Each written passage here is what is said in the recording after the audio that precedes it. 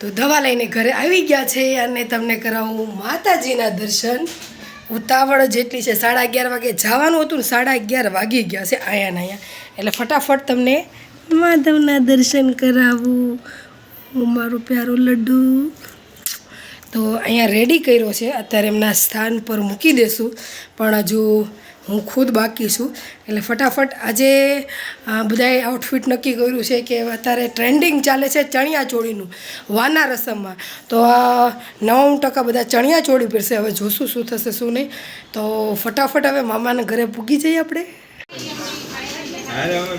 રોટલી બનાવે છે અને મહેમાન આવી ગયા છે. હું પ્રિન્સી બે ઊભા છે. હું ઘેરા મહેમાન અમારા ખાય છે, અમારા નણંદબા છે, અમારા ભાણિયા ભાઈ છે.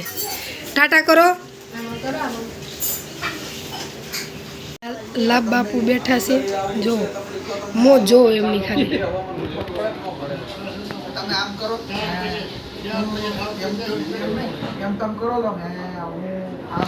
ફઈ લાવ્યા છે વીટી. અમારે તો થાય માસી બા છે ને એમના બેન છે મોટા. આપણા બા છે ને બેન માસા ના દાદા.